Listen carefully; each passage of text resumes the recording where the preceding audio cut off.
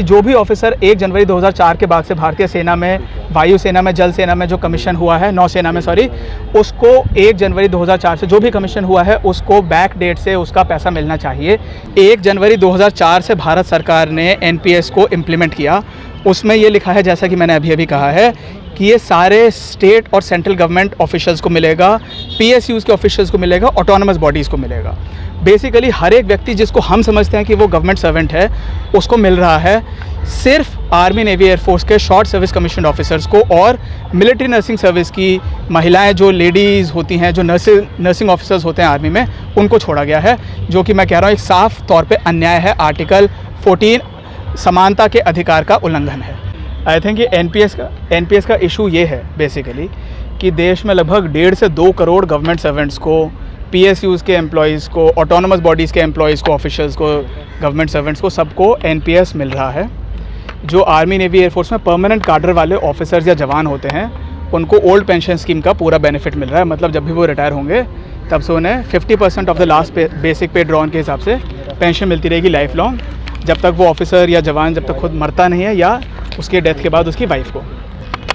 इसमें से अभी 1.5 से 2 करोड़ लोगों में से only short service commissioned officers of the Army, Navy and Air Force are left out. It is clearly violation of their right to equality, which is a fundamental right enshrined under Article 14 of the Constitution of India.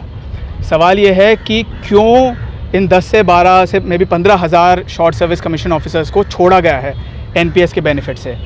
जब NPS की scheme government ने introduce करी थी 2003 में, implement हुई है 1 जनवरी 2004 से, तो उसमें ये आया था कि NPS will be implemented for all government servants, employees and officials of the PSUs and autonomous bodies with effect from 1 January 2004, except the armed forces in its first stage, in the first stage of the NPS. So now first stage is not yet over in the last 20 years, surprisingly. There is a government report constituted, रक्षा मंत्री के experts की वो report है जो कि 2016 में आई है। उसमें ये लिख रहा है कि शॉर्ट सर्विस कमीशन ऑफिसर्स को भी एनपीएस का बेनिफिट दिया जाए। Government body itself, their body of experts is recommending this. In this, the members of this body are very, very highly acclaimed officers of the armed forces. They are available all, in the Wikipedia and Google and everywhere else, and they are recommending that the benefits of NPS should be extended to short service commission officers also, but still the government has not implemented it.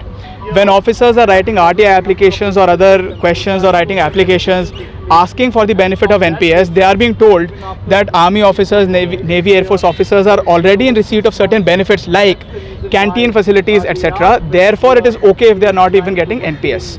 Some RTIs have been कोई RTIs को ये कह के reply किया गया है कि क्योंकि आर्मी ऑफिसर्स को, शॉर्ट सर्विस ऑफिसर्स को ग्रेचुइटी दी जाती है, इस वजह से इनको एनपीएस नहीं मिल रहा, तो भी ठीक है। ये बिल्कुल ठीक नहीं है, क्योंकि ग्रेचुइटी एक कम्प्लीटली सेपरेट मुद्दा होता है। ग्रेचुइटी हर उस ऑफिसर को या ऑफिशियल को मिलती है जो कि 5 साल या उससे ज़्यादा सरकारी नौकरी करता है। तो ये ग्रेचुइटी तो परमानेंट कमीशन ऑफिसर्स को भी मिलती है। हाँ, ये बात ठीक है कि शायद शॉर्ट सर्विस ऑफिसर्स को थोड़ी ज़्यादा ग्रेचुइटी मिल रही है, maybe I don't know how much more it is, but they are getting a little more. But nevertheless वो जो ग्रेचुइटी जो थोड़ी सी ज़्यादा मिल रही है वो एनपीएस के बेनिफिट को इक्वल करने के लिए सफिशिएंट नहीं है। एनपीएस जैसे जो मेरी तरह मेजर रैंक में रिटायर हुए हैं 10 साल 11 साल के बाद, उस हर एक ऑफिसर को लगभग एक महीने की 20 से 25 हज़ार रुपये एनपीएस उसके खाते में मिलना चाहिए। अभी अगर कोई 10 साल के बाद ऑफिसर रिटायर हुआ है तो उसका लगभग 15 लाख का कॉर्पस हो जाना चाहिए था। उसमें से लगभग 60% वो एकदम कम्यूट करा के, जैसे पेंशन को कम्यूट कराते हैं, वो लमसम अमाउंट ले सकता है। मतलब लगभग 9 लाख रुपए उस ऑफिसर को एडिशनली मिलेंगे जब वो आर्मी, नेवी, एयरफोर्स से रिटायर होगा या रिलीज़ होगा, और वो 6 लाख जो बाकी का पैसा बचा वो इंस्टॉलमेंट्स में, मंथली इंस्टॉलमेंट के रूप में मिल सकता है, which is going to be a great huge support for any short service officer who wants to rehabilitate or resettle himself after getting released from the army. समस्या ये भी होती है कि 10 साल या 14 साल के बाद जब कोई ऑफिसर आर्मी, नेवी, एयरफोर्स से रिलीज़ होता है या रिटायर होता है, उसको सेकंड जॉब ढूंढने में बहुत समस्या होती है। I know many officers, they are desperately looking for a secondary employment. कुछ ऑफिसर्स ऐसे भी हैं जिनको मिल भी गई हैं दूसरी नौकरियां, वो फिर भी बहुत आतुर हैं, बहुत ज़्यादा रेस्टलेस हैं कि उनको कोई बेटर जॉब मिल पाए। और कई ऑफिसर्स ऐसे हैं जिनको 4 से 6 महीने के बाद दूसरी नौकरी मिली है। आप इमेजिन कीजिए, जो एक ऑफिसर जो लगभग 2 से ढाई लाख रुपए सीटीसी के बेसिस पे अपना जीवन पिछले 10 से 14 साल से व्यतीत कर रहा है, जिसकी वाइफ है या हस्बैंड है, बच्चे हैं, बूढ़े माँ बाप हैं, उसको नौकरी से वो एकदम निकल जाता है, उसके पास कोई सेकेंडरी एम्प्लॉयमेंट नहीं है, सरकार ने कोई प्रावधान नहीं बना रखा है कि उसको लैटरल अब्जॉर्प्शन मिले किसी और पीएसयू में या सरकारी नौकरी में, उसको उस ऑफिसर को most of this officer are compelled to look for private jobs. Practically बात ये होती है कि प्राइवेट जॉब्स वाले भी ठीक से नौकरियां नहीं ऑफ़र करते हैं, इनको अपने अल्टीमेटली दोस्तों से रिक्वेस्ट करना पड़ता है कि आप अपने अपने नेटवर्क्स में बात करिए। जैसे मान लीजिए मैं अमेज़ॉन में लग गया तो मेरे से मेरे दोस्त बोलेंगे कि भाई हमारे लिए भी बात कर ले अमेज़ॉन वालों से कि हमारी भी नौकरी मिल लग जाए। अल्टीमेटली काफ़ी ऑफिसर्स को कॉम्प्रोमाइज़ करना पड़ता है अपनी जो एक if you are retiring as a major और एज ए लेफ्टिनेंट कर्नल, मैं आपको बताना चाहता हूँ एक मेजर है अगर, वो इंडिया के ऑफिशियल ऑर्डर ऑफ प्रेसिडेंस में 42वें नंबर पे आता है। नंबर 1 पे आते हैं प्रेसिडेंट ऑफ इंडिया, नंबर 2 पे आते हैं vice president of India, then prime minister etcetera etcetera. तो ये काफ़ी ऊंचा ओहदा होता है एक मेजर का, लेफ्टिनेंट कर्नल उससे थोड़ा ऊपर होते हैं। अब ऐसे जो भारतीय सेना के कमीशन्ड ऑफिसर्स हैं उनको नौकरी के लिए ऑलमोस्ट गिड़गिड़ाना पड़ रहा है। कई लोगों की अच्छी नौकरी लग भी जाती है लेकिन काफ़ी लोगों को स्ट्रगल करना पड़ता है। आप एक ये सोच के चलिए कि जो एक शॉर्ट सर्विस कमीशन ऑफिसर होता है जो कि ऑपरेशंस में भी जा रहा है, आर्मी में भी, नेवी में, एयरफोर्स में, शॉर्ट सर्विस ऑफिसर्स प्रेसिडेंट्स के, गवर्नर्स के एडीसी भी लगते हैं। एडीसी होता है ए डी कोर, मतलब कि वो ऑलमोस्ट उसके राइट हैंड होते हैं एक तरीके से as far as defence matters are concern, या उसके काइंड ऑफ पर्सनल स्टाफ कह सकते हैं। तो इस तरीके के इंपॉर्टेंट अपॉइंटमेंट्स में भी शॉर्ट सर्विस ऑफिसर्स जाते हैं, यूनाइटेड नेशंस के मिशंस पे जाते हैं, कंपनी कमांडर्स होते हैं राष्ट्रीय राइफल्स में, असम राइफल्स में, बॉर्डर्स पे जाते हैं। इन ऑफिसर्स का क्या हम ये नहीं चाहते कि इनका हौसला बुलंद रहे, इनको ऐसा लगे कि इनके साथ अन्याय नहीं हो रहा है, इनको बराबरी का सम्मान दिया जा रहा है। इसमें मुद्दा सिर्फ पैसे का नहीं है, ये जो 10-15 लाख 20 लाख रुपए की बात है, that is not the only thing. The main issue is about the dignity of an officer. एक बहुत ही किसी के लिए गौरव की बात होती है कि वो अपने देश का कमीशन्ड ऑफिसर बना है, आर्मी, नेवी, एयरफोर्स का। जवानों के लिए भी बहुत गौरव की बात होती है। ये अपनी सोसाइटी में रोल मॉडल होते हैं, अपने लोकल एरिया के इन्फ्लुएंसर्स होते हैं। तो इनको अगर आप सम्मान नहीं देंगे तो इनका मोटिवेशन लेवल बहुत लो हो जाता है, और वो होना भी चाहिए। अगर किसी को लगता है कि मुझे आज से 2 साल 3 साल बाद मुझे परमानेंट कमीशन तो मिलेगा नहीं शायद, और अगर नहीं मिलता है तो मुझे कोई सेकेंडरी एम्प्लॉयमेंट की कोई गारंटी नहीं है। जो पैसा मेरे जितना ही काम करने वाले किसी भी सिविलियन गवर्नमेंट सर्वेंट को मिल रहा है, मेरे से वो भी मारा जा रहा है। अगर मान लीजिए आप ये सोच के नौकरी कर रहे हैं कि मुझे हर महीने 20 से 25 हज़ार रुपये कम मिल रहा है जितना मुझे मिलना चाहिए, उससे 20-25 हज़ार रुपये अगर महीना कम मिल रहा है तो आप क्या मोटिवेशन से काम कर लेंगे। इशू ये है कि आज तक बहुत सारे ऑफिसर्स को पता ही नहीं है कि उनको 20-25 हज़ार रुपये महीना कम मिल रहा है, इसलिए वो शायद जैसे भी मोटिवेटेड हैं। But this news is spreading very fast. People are becoming aware very, it is spreading like a wildfire. I know at least 3,000 officers or maybe 10,000 officers who might be aware of the entire issue by now. So their all motivation levels are definitely going to drop.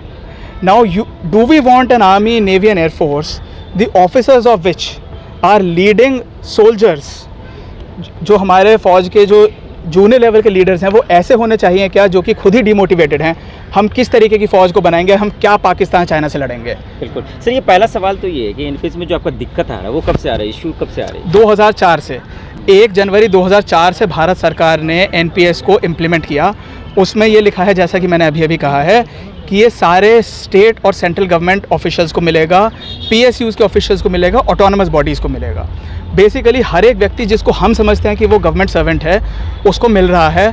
सिर्फ army, navy, air force के short service commissioned officers को और military nursing service की महिलाएं जो ladies होती हैं, जो नर्सिंग ऑफिसर्स होते हैं आर्मी में, उनको छोड़ा गया है, जो कि मैं कह रहा हूँ एक साफ तौर पे अन्याय है। आर्टिकल 14 समानता के अधिकार का उल्लंघन है। तो अब तक आपने इसको लेकर क्या किया? अभी तक हम इसको लेकर सुप्रीम कोर्ट में गए हैं। 3 मई 2024 इस साल, अभी 3 महीने पहले, honourable chief justice of India DY Chandrachud साहब के कोर्ट में हमारा केस लगा था। उनकी वो obviously was the presiding officer of the court. There were 2 other जजेस also and the honourable CJI along with the 2 other जजेस, they were please to issue notice to the government. So basically अभी सरकार को अपना जवाब देना है इस मुद्दे पे, उनका क्या कहना है। अभी हाल ही में 5 तारीख को MNS ऑफिसर्स जो हैं, जो नर्सिंग ऑफिसर्स हैं आर्मी के, उन्होंने भी सुप्रीम कोर्ट में चले गए हैं। अभी तक टोटल 800 से ज़्यादा ऑफिसर्स ने अपनी अर्ज़ी लगा दी है सुप्रीम कोर्ट में।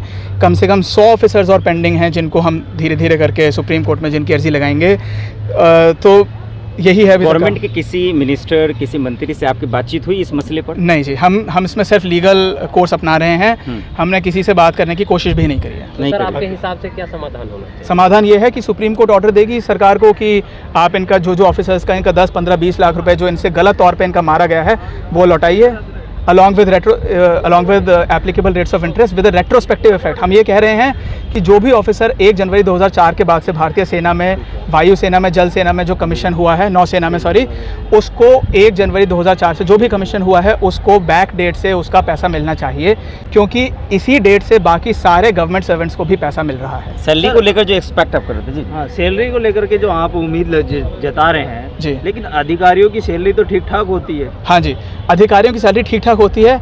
मैं ये कह रहा हूँ कि बाकी अधिकारियों की सैलरी भी तो ठीक ठाक होती है, जो बाकी सरकारी अधिकारी होते हैं उनको क्यों मिल रहा है? मैं ये कह रहा हूँ उनसे भी वापस ले लो। बाकी जो गवर्नमेंट सर्वेंट्स हैं ना, आईएएस ऑफिसर्स हैं, ब्यूरोक्रेट्स हैं, जजेस हैं लोअर लेवल वाले, ठीक है, पीएसयूज़ के एम्प्लॉयज़ हैं, उन सबसे वो पैसा वापस ले लो, फिर कह दो कि सबकी ठीक ठाक है। मैं ये कह रहा हूँ मेरे जो आप उसको दे रहे हो वो ही मुझे दे दो, बस। मैं कोई ज़्यादा नहीं मांग रहा हूँ। और जो आप ये बात कह रहे हैं कि सैलरी ठीक ठाक होती है, आप ये फ़र्ज़ कीजिए जो व्यक्ति एक पिछले 10 साल से 14 साल से जो 1.5-2 लाख रुपए के पैकेज पे जिसको लिव करने की, जिसको एग्जिस्टेंस की आदत पड़ गई है, जिसका एक बीवी है, बच्चे हैं, बूढ़े माँ बाप हैं, जिसके ऊपर 100 तरीके की लोन्स हैं, हाउस लोन है, कार लोन है, वो एकदम से अगर बेरोज़गार हो जाता है तो बहुत डिफ़िकल्ट होता है। लेकिन अग्निवीर तो बहुत बढ़िया है। अग्निवीर मैं कह रहा हूँ शॉर्ट सर्विस कमीशन ऑफिसर से बहुत आगे हैं।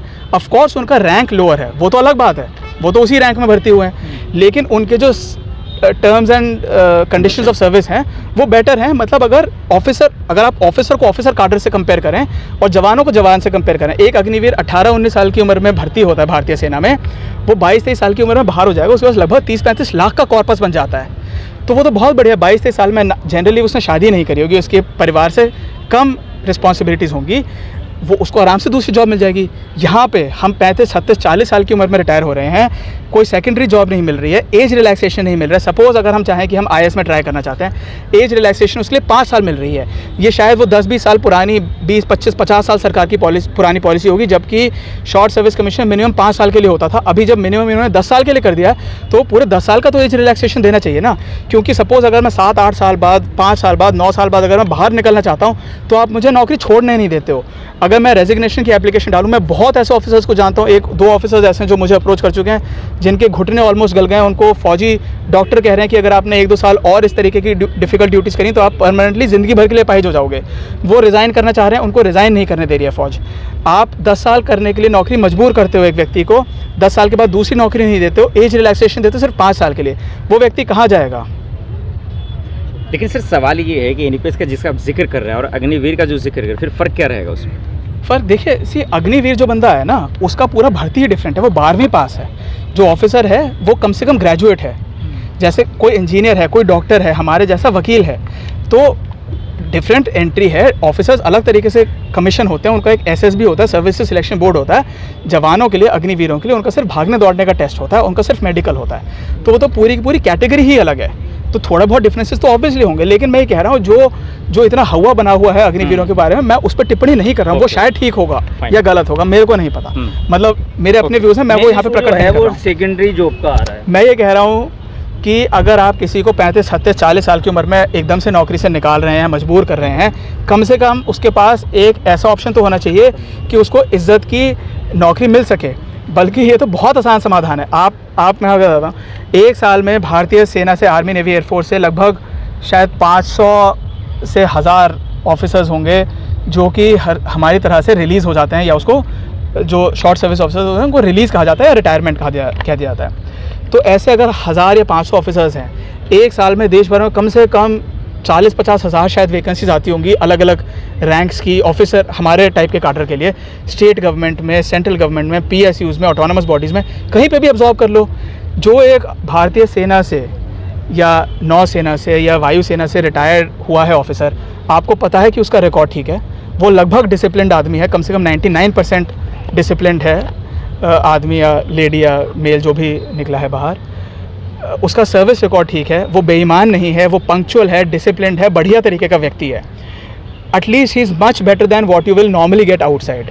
आपको उसका पुलिस वेरिफिकेशन कराने की फिर से ज़रूरत नहीं है, कहीं भी उसको नौकरी दे दो, किसी भी पीएसयू में अब्जॉर्ब कर लो, उसकी स्टेट पुलिस फोर्सेस में अब्जॉर्ब कर लो इक्विवेलेंट रैंक पे।